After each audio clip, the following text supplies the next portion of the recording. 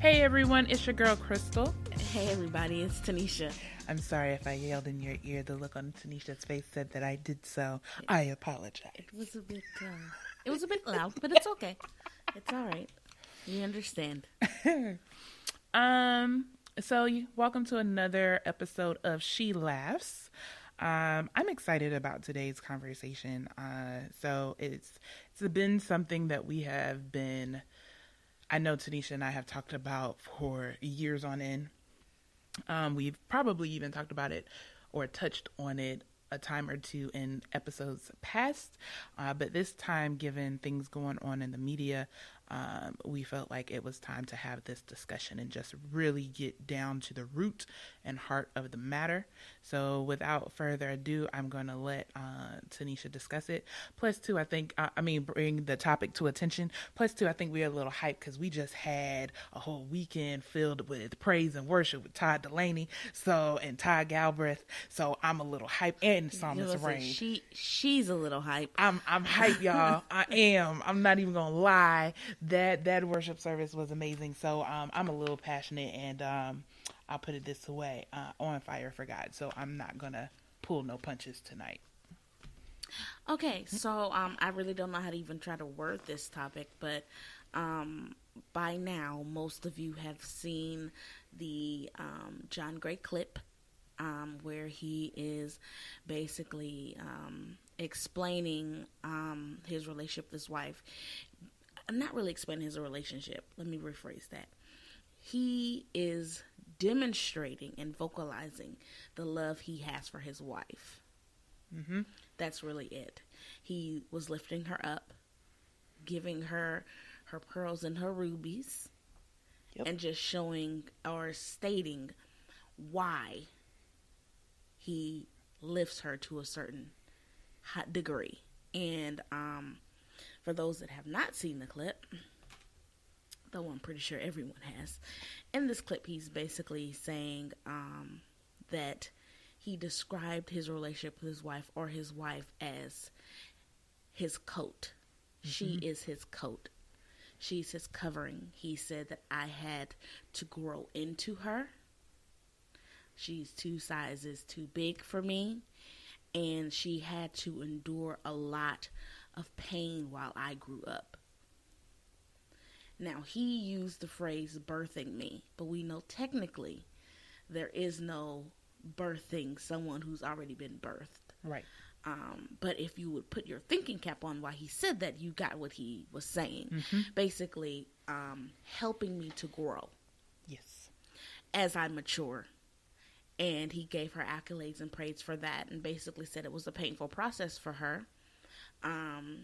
And he said that it was more painful than her giving birth to their 2 children. Now, this is him explaining that, or him giving his opinion on what that may have felt like for her. Because, again, she wasn't present for this interview. So we have no way of knowing if she felt the exact same way, other than the post that she posted in response to the video. So we have no idea exactly if she agreed with exactly what he said. But yes, he's basically saying during the course of our marriage and relationship, there was a lot of growing that he needed to do. She helped him to grow, and because of her love for helping him to grow, he will give her anything that she wants. Mm-hmm. He described her, like I said, again, as a coat, and specifically talked about how wives cannot be lids to their husbands, especially when the husbands have dreams, because you will end up smothering or smoldering that dream out, putting a cap on it. So he just responded to her, or referred to her as a coat, a covering. Now, he got that idea or that term based off a sermon that he heard another pastor preaching about, and that sermon was more describing or talking about ministry, meaning pastors. If there are other ministers around you, it is your job to be their coat. It is your job to be their covering so that they can flourish and fly and thrive, and not put a cap on what they do out of fear of they gonna leave your ministry, or who's gonna help me, or whatever those type of ideas and thoughts may be. I'm not a mass minister or a pastor of a church. I am a leader in a church, but I get what he was referring to when it came to ministry. So that is the reference he used, but he used it towards marriage and husbands and wives. So most people, yes, I'll say most people, had an issue with that clip. Mainly women. Those are the only responses I've seen. Myself as well. I've only seen one male talk about it in a negative way, and that's because his audience is purely women. I.e., y'all know who we talking about. Yes, and in my opinion, this is Tanisha's opinion, he did so because, again, his audience is women. That's who he caters to. So that's the point of view he speaks on a lot. So otherwise, it's been a lot of women who have had their extra 2 cents about this video clip. So that is the topic that we're speaking on. Again, I know it was a long explanation, but I need you guys to get the point of why we're bringing this up. And then especially for those who have not seen the clip, I hope I justified it in the little short description that I gave about basically what the clip is. So yeah, that's the topic. Yes. So we're discussing in a roundabout way what we have been seeing. I'll bring it up with the meme. I'll just go ahead and take it there. We have been seeing floating around Facebook. Yes. And I have not said anything on it because I'm like, I don't want to get into a debate, Jesus. Because this really is a problem amongst women. It's a spirit amongst women, especially Black women. That's who I see, so that's what I'm going to say. A spirit of entitlement that we do have. Where the meme basically says, I want Black women to experience love that doesn't involve suffering first and being glorified later. Now, surface level, there doesn't seem like there should be anything wrong with that. Okay. The problem is, ladies, love is a process, just like anything in life. There's investment, and sometimes you don't get what you invested. And or you don't get the equal value in which you put your investment in. You get something in return. It may not equal the amount you put in. Anybody that invests in the stock market will tell you there are good investments and there are bad investments. And if you make a bad investment, what you got to do is cut your losses. That's what all investors do. That's the meaning of investing. You hope to get a good return, but you know the risk ahead of time. Thank you. And that's all.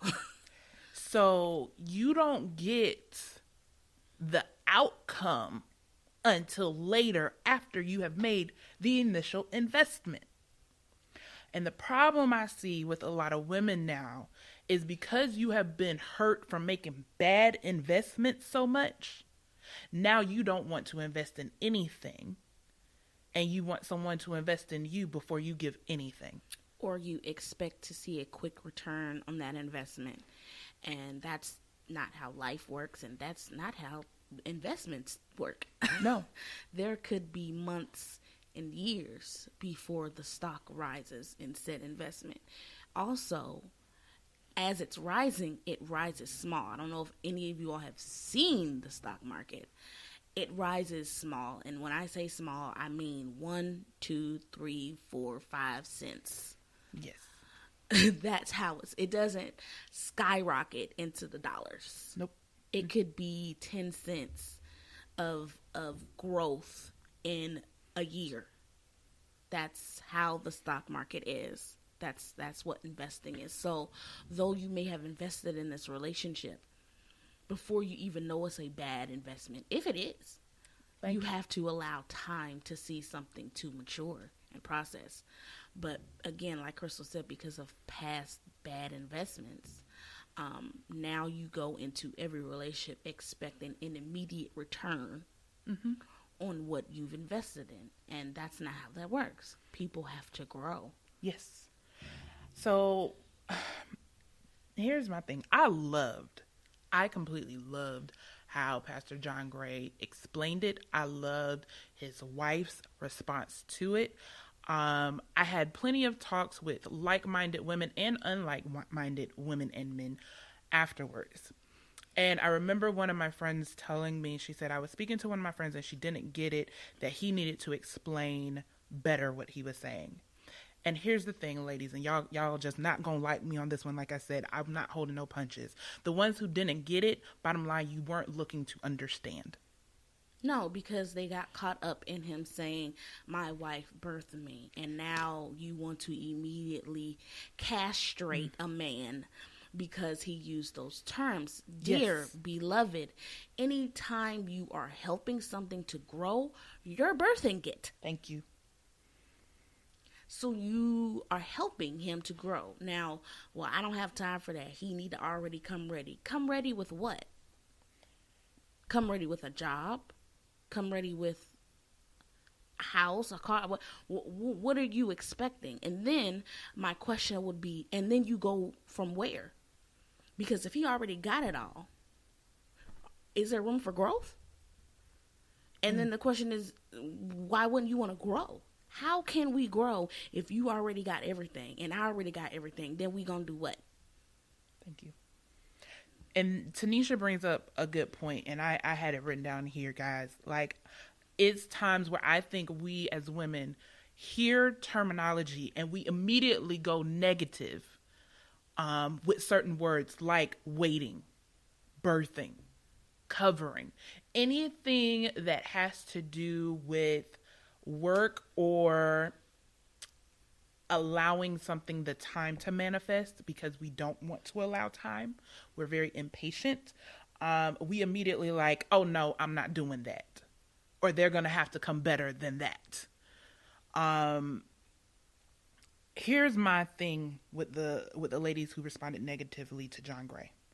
For as many people as responded negatively to John Gray, Will Smith said the exact same thing at the red table with his wife Jada, and y'all praised him for it. Yes. He literally said, oh my gosh, he's being so real. Oh my goodness, it's just beautiful to know that they're just a regular couple. And he's so transparent. Going through regular things and issues. Oh my God. He's just being so vulnerable. I wish more men would do that. Let me tell you exactly what this man said. He said, during their marriage, I failed miserably. I was a little boy expecting Jada to give me accolades, claps, hugs, praises. Like a mother. Like a mother. I'm sorry, that's basically what he's saying. He said, I was a little boy, and you guys loved it. Yes. He literally said he woke up next to Jada for 45 days straight. She cried. Now, she explained she wasn't crying over him. No, she wasn't. She said, I wasn't. She said, her exact words were, I wasn't crying over no man. She said she wasn't crying over him. She was crying because of what was going on between them, of where she was not being willing to be honest with herself and to him. And she didn't want to continue where it was going, but didn't know how to change it. Or was too afraid to have we have to have this come to Jesus meeting, and we have to end how this is going. So no, it wasn't over a man. And I know a lot of women heard that and probably had their own little 2 cents to say, "Oh, he made her cry." No, yes, it wasn't. No, y'all just. No. You're so negative. It really is. And my issue with this is women. Oh, women. We say all the time, we put up posts all the time of dear future husband, dear future bae. Please be this. Dear future bae, just be honest with me. Dear future bae, just be vulnerable with me. Tell me the truth. And the thing about it is, you ask them to be honest and vulnerable with you about where they are in life. Not as a man, not as a husband, not as your boyfriend, just as a human being. When you actually care about someone, and I hope this is how it is for you. If not, you need to reevaluate. But when you actually care about someone as a human being for who they are to you, just who they are, not what they can do for you, not what they can provide, not where you think they might give you later or how good they look on your arm, but when you genuinely care about a person, you want to make sure that they are okay and growing in whatever area in life that they are. This doesn't have to be a spouse. This can be your friends. This can be a family member. This can be a homegirl. This can be a coworker. This can be a regular person off the street. You actually care about who they are as a person. Then you can actually open up, have those types of conversations. But you, beloved, don't actually want that, because if you did, then the male bashing, when they actually open up and have conversations and say, I was growing, she was actually there for me during a hard time because I wasn't at the level that she was at, and she was willing to be patient with me and walk me through and encourage me as I became this person going through this process, and you immediately bash them, and then you wonder why they don't open up to you and they're not vulnerable. And most men on these posts are not speaking up. Or we have the gentleman, like, I'm just going to say, what's his name? Derek Jackson, or whoever his name is, that always caters to you and panders to you, because we have got them to the point and conditioned them to where they think, if I even open my mouth to even acknowledge or admit a little bit of truth about how I'm really feeling, I'm going to be chastised for it. Not chastise. You emasculate them. You castrate them. You say you're not being a man. You say man up. If he cries, he's being a punk. Or other extremely derogatory words that you use. But my issue is, ma'am, what makes you think you're perfect? Thank you. That's the biggest thing I have, because most women will hear this and go, I just don't have time for that. Boo, you're perfect? So you have every single one of your issues. There's no growing you got to do. Here's the thing. I'm coming from the viewpoint of someone who is married. Though you may work out your own growth issues, personal issues, little qualms and characteristics that you do that you know need to be addressed and checked, the minute you get in covenant with someone else, that's a whole other ballgame. There are more critiques and corrections that you're going to have to do. Because it's a covenant. It's servitude. It is always catering to the other person. If you're not ready for that, then just be by yourself. Totally and completely. Don't get in a relationship. Just go on dates. Date for the rest of your life. Yep. Because if you aren't ready for wife and what it means to be a wife, that's what it means. That's what it means. Always uplifting the other person, always encouraging the other person, always helping to breathe life into that person, always pushing forth their purpose and what they're supposed to be here to do on this earth, always helping them and driving them and being a partner in the sense of prayer and covering. If you aren't ready to do any of that, please forever be single. Yes. Because that's what wife is. Not just relationships. I'm being specific. Marriage. That's what that is.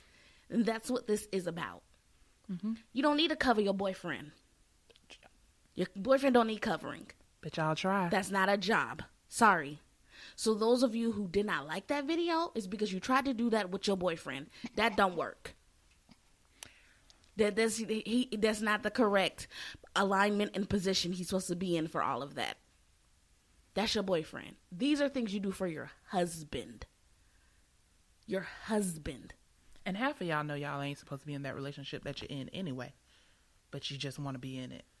Because he's so You want dreamy. him, you want the minute you meet him for him to have every T crossed and I dotted already. Why? Why? Because you do? Who said you do?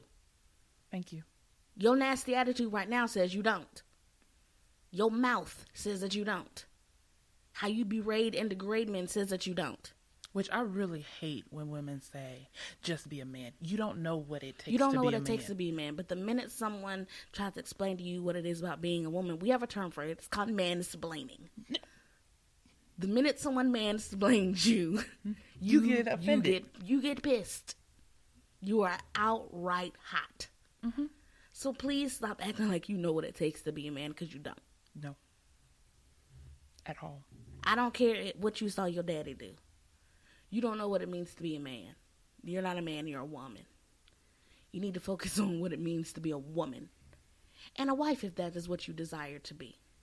So yes, as a wife, you are the rib. You are the covering. You give breath. You birth things into life. And that could be just your husband. Yes, sorry. If you don't want the job, don't sign up. Being a wife is more than cooking and laying up in the bed. Because he can purchase someone to make his meals, or he can go drive down the street to every fast food restaurant there is, or he can go drive on the corner and get a prostitute. Sex and food can be purchased, son. Come with something other than sex and food. That can be purchased or given for free. Being wife, it doesn't, and that's not what that is about. It's more than that. It's way more than that. It is work. And if you don't want to do the work, continue to serial date. Thank you. She said it all right there. I get so tired of women saying, well, I know I'm his rib or I'm his helpmate, and not really fully understanding. No, they don't know what that means. What that means. It sounds cute to say. You think that that's you because now you have his last name and you have a rock on your hand. But here's the thing. I have seen some women that are married that are not their husband's rib or his helpmate. They don't cover him at all. And it is sad because that man is struggling to cover the entire household and he has no backup whatsoever. He is off there doing everything and he's out in the world dealing with the world and then coming home and having to deal with you and your mouth and your attitude and every issue that you have and you telling him you need to be more of a man and you need to do all of this and well, just be a man. Why don't you do this? You're not doing enough by the house and you have no clue what he's dealing with out in the world. And then you wonder why the suicide rate is where it is. Why the depression rate is where it is. They have no safe place to go. So no, just because you cooked him a hot meal and, I'm sorry, sexed him that night does not make you a safe place. It makes you... You can go get that somewhere else. It's plenty places to get both of those things. Plenty. It would be cheaper for him to hire a maid that knows how to cook. Yeah. And less aggravating. So I need y'all to really reevaluate how we talk and have these discussions, because a lot of y'all, and quite frankly, one of my friends was so surprised. She was like, I was surprised it was mainly women in the church. And I'm like, I am not surprised at all. I'm not surprised at all. Go ahead. These are women who claim to be Christ-like, because the same way wife and husband are cute words to say, I love Jesus is a cute word to say as well. And then the second issue would be the issue of submission. Yes. A lot of women in the church have an issue with that. Absolutely. Especially if your husband is in the church as well. They don't want to be controlled. And I do air quotes. They don't want to be told what to do. But then you holla, you love Jesus. Well, being a Christian and being Christ-like also means you're told what to do. Thank you. When you're a Christian, you're told what to do. You follow the teachings and the commandments of God, which means you got somebody to answer to. Mm-hmm. So I'm confused. Do you want to do everything on your own and do it yourself, or are you willing to follow in line with someone? That being your husband if you're married. Thank you. And you can't go on social media boasting about how much you love your husband, but then at home berate him. Yeah. Demean him. And then and it's not even just name calling. You can demean him in your tone. In your tone, you are hollering and screaming at him. Just because you ain't called him out his name, but you hollering his name like he's 5. Or better yet, your passive aggressive nature. Yeah. So now all of a sudden, well, I'm just not going to give him any sex. Or when he comes home, I'm just not going to talk to him. The pastor told me to come up, so I'm just not going to say anything.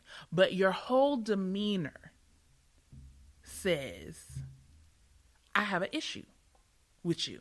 Mm-hmm. Don't talk to me. I'm over here just by myself. Leave me alone. That's also demeaning and cutthroat as well. So no, boo-boo. That's not uplifting. That's not uplifting. That's not being a wife. You're not supposed to do those things. You're just not. And that doesn't mean every person is perfect. It's different when you're striving to do good and you do bad than it is when you just ain't striving to do good at all. You striving to do what you want to do or what you feel like doing in the moment, because right now I just don't feel like it. That's not, no. You got to cut those moments short. And get out your feelings. Because he really don't care about your feelings. You got to cut them real, real short. My thing is this, and I wish I'm going to explain how I view marriage, and I know Tanisha will correct me. I have no issue with the term submissive.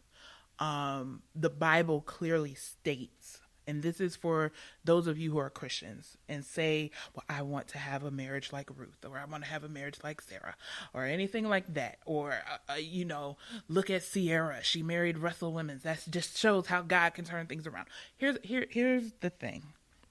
The Bible specifically outlines the organization of a marriage and the duties of a husband and the duties of a wife. You get lost in the whole submissive role. And I look at it like this. The husband is the CEO. Okay? He's the chief. He makes all the decisions. You, wife, are the COO. You make sure all the operations are running smoothly. Okay? For all the decisions that he makes. However, he still takes into account what it is that you have to say. You're an advisor. That's what you do. That's where that covering comes in. That's where that birthing comes in. You advise him of what decisions, hey, you could do it this way, you could do it that way, but at the end of the day, you have the ultimate choice to make. You have the final say, okay? Here's the thing, because a lot of y'all don't realize this. With him being the CEO, he still gets checked by God. So he still has someone to answer to. Your problem is some of y'all get into relationships and covenants with people who ain't being checked, and then you don't want to submit to them. You did that to yourself. Yes. You did that to yourself, okay? Yes. But me as a wife, if I know my husband is allowing himself to be checked by God, I don't ever have to worry about these decisions, because at the end of the day, he's the one that's going to be held accountable for everything up under our household. Everything. Do you know what type of get out of jail free card God gave us with that? You mean he's held accountable for even my actions, the ones that I go off and do without his knowledge, without his say so, going against the grain. He's still held accountable for that. Yes, he is. Not me. He is. So y'all really have it twisted, and y'all take it and say that this is something that is so demeaning, when actually it's an act of love to say, hey, I'll take the beating. I'll take care of everything. And everything off of you. Like, you can still be able to do the things that I know, but at the end of the day, I get to be held responsible for you. That's what that's literally saying. All you have to do is cover me, advise me, but I have the final decision because I'm making sure that I have everything in alignment for not only just you, but for our children and our household as well. That doesn't make him,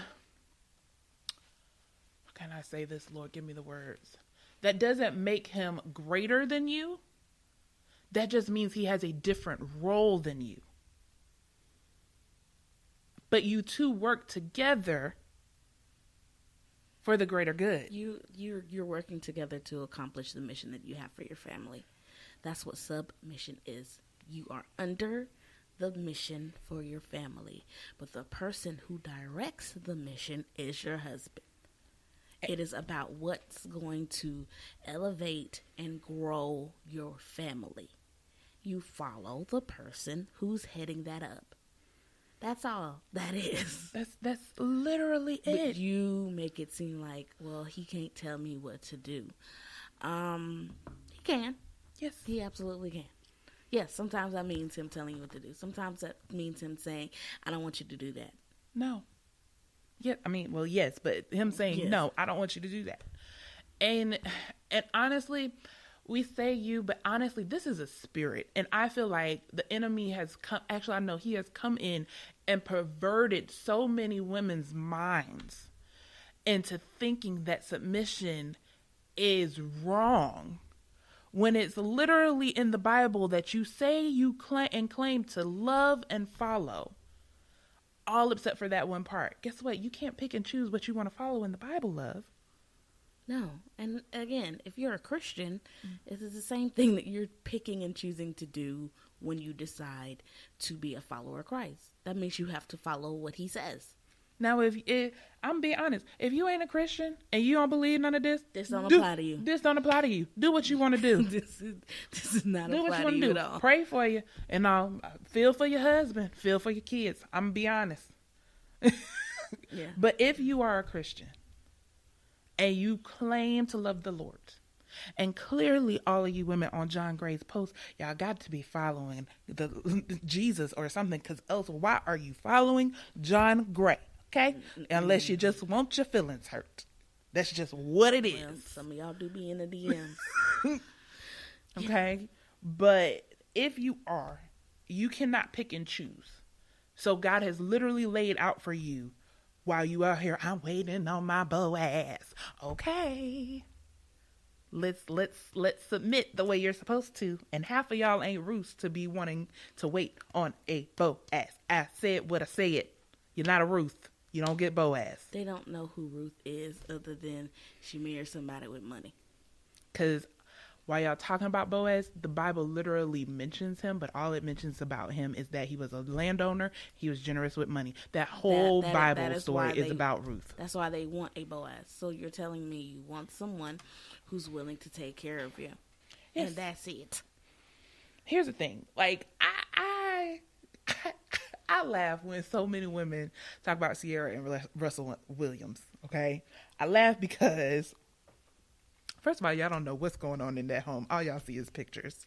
And there's a thing called a publicist that paints a nice, pretty picture that I'm pretty sure both of them have to where y'all don't know what the hell is going on in their marriage or in their home, okay? That's one. But let's say that everything is how it looks to us in the media, okay? 90% of y'all are not willing to deal with the problems and process of Russell Williams. What it takes to be his wife and cover him. Because y'all don't want to work. You don't want to work. You want it easy. You want it easy. You want him to come in with no problems, no issues. You don't want to have a care in the world. You want somebody to call you all kind of pretty names, buy you all kind of pretty things, and you get to talk about how great of a wife you are. You want it easy. You don't want to work at all. Because like she said, you don't know what it takes to be married to Russell Wilson. You don't know what it takes to be married to Will Smith. You don't know what it takes to be married to Jay-Z. You don't know what it takes to be married to Barack Obama. You don't know what it takes to be married to any of these relationship goal couples that you want to be. It takes something to be married to these people. Yes. Both ways. It takes something to be married to Michelle Obama and Beyonce and Ciara. Both ways. It takes something. You don't know what they're dealing with being married to that person. Yes. So for you to immediately have the audacity to say you don't want to deal with nothing, then don't be married. Period. Be by yourself. At all. In an apartment. Serial with a dog. date for the rest of your life. That is the bottom line. That is the bottom line. And I will, in closing, read the response that Aventer said to this video. She says, a rib covers vital organs of the body. Its functionality is for protection, support, and respiration. So I can see things he cannot. God gave us wives heightened discernment to protect from some of the obliviation that our husbands face. We support in the best ways. We stand, we build, we give legs to vision, and it isn't always happily ever after. In fact, it's Jesus be with me while this purpose is being birthed. Yes, birth of purpose, not actual birthing of a man. His mother did that part. But as wives, there are things that life can be given to in ways he may not have been able to produce alone, bringing me to my next function of a rib, the respiration, meaning the act of breathing. Sometimes it takes a wife to give the breath to make the vision alive, and it's taking place simultaneously while the growing, development, and healing of broken places that had nothing to do with us. Some pain we walk into based on the upbringing of our husbands or experiences that limited or crippled his process that had nothing to do with us. Pain is a part of the process, not continuous pain, but pain that actually produces fruit and gives us all to destiny. Don't tell me one thing about a woman who isn't supposed to cover. One of my degrees is cardiopulmonary science, and I'm a pastor. I may have a few correlations to share. Amen. She put it beautifully. That is your job as a wife. You are the rib. You protect, you support, and you give breath, respiration, breath. You breathe life into his purpose. That is the job of a wife. And the audacity of the meme to say that I wish women knew how to could be loved without enduring pain. Honey, everyone endures pain. You yourself have endured pain, sis. Mm-hmm. Just through life. Maybe you had a difficult childhood. Maybe you experienced pain as you were dating. Maybe you experienced pain as you were learning how to love yourself. Life is pain. Whether it be the pain of a loved one losing their life or something even more devastating. But to have the audacity to say that we need to experience love without pain. And I say the audacity because, again, if you are Christian, the blood that was shed for you was painful. It was painful. But it came with love. Yes. So you supposed to be different? Mm-hmm. I don't understand how you don't correlate the two. That was painful. And it was done with love. But you are supposed to experience without it? Then that's not unconditional love. Nope. Because unconditional love is long-suffering. Mm-hmm. Which means it suffers long. Yes. And you know what the word suffer means. So just be honest and say. So again, you want it easy. Mm-hmm. You want it easy. You just want to have no problems and no issues. You grow with pain. Yes. Pain teaches you lessons that you need to learn. Yes.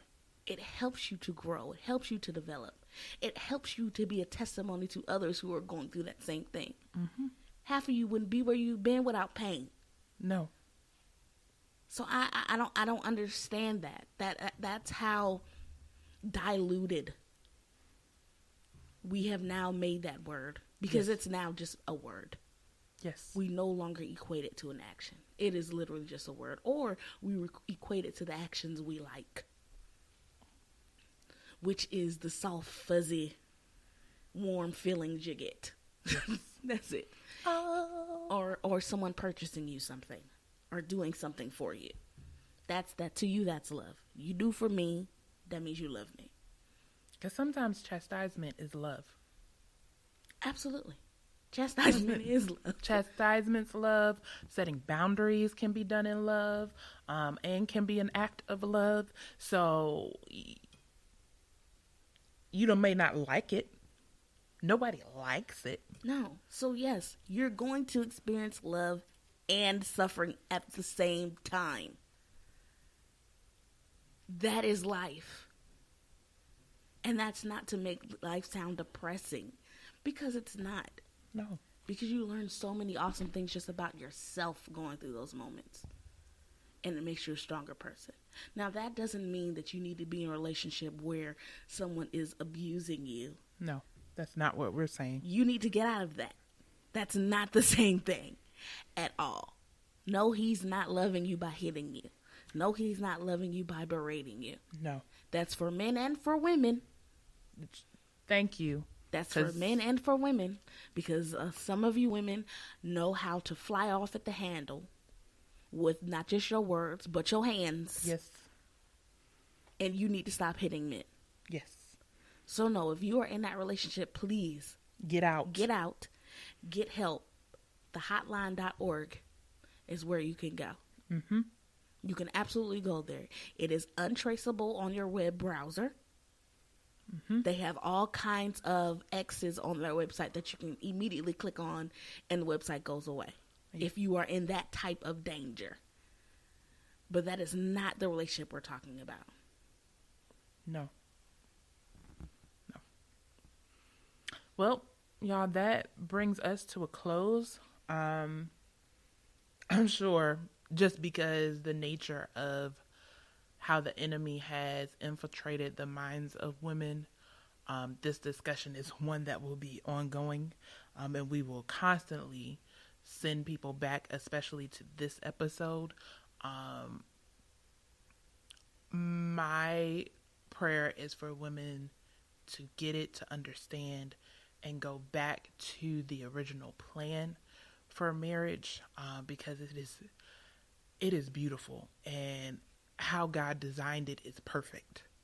It is literally perfect. He literally thought of everything when it came to that, and to see it diminish the way it is in today's day and age, honestly, it troubles my heart, and I'm a single woman. I feel for our men. I really, really do. And I feel for you as women, because some of you really just don't know. You just don't know, or you have been taught the wrong things. And so this is just one voice telling you. But if you could just get it, I promise you, beloved, there is something so beautiful at the end of it for you. I look at T and her marriage, and literally seeing how a covenant is supposed to work. And she's not the only one of my friends that I literally look at their marriage and I'm like, oh my God, they're doing it. All of it. And to see it is so beautiful, in its authenticity, and in its God-given glory. That's just what I can attribute it to. And so I'm praying for that same thing for you. So I hope you listen. I hope you take heed, read and study, because honestly, this is a mindset change that we are talking about in the hearts of women. And that does not come easy. That does not come easy. But if you're willing, he will definitely give you the heart that is to come with this assignment. That's all I got to say. Ditto on that. So, where can they find you, Crystal? You can find me on Facebook at Charmaine Kears. You can also find me on Instagram at Charmaine Kears. You can also visit my blog. It's www.charmainesconfessions.com. I'll be writing a blog post here soon, similar to the same subject, called Why You're Not Qualified for a Boaz. So that will be interesting. So I be ready for that, ladies. That's where you can find me. You guys can find me at Facebook at Tanisha Williams. Also on Instagram at Styles by Tanisha J. And you guys can follow She Laughs on Facebook. Also, please make sure you follow Charmaine's Confessions as well, so that you can be ready to see that beautiful blog post. And also subscribe to Charmaine's Confessions at the website and also on Facebook. So that's where y'all can find us. And until next time, we love you guys and love each other, please. Yes. Love you. Talk to you soon.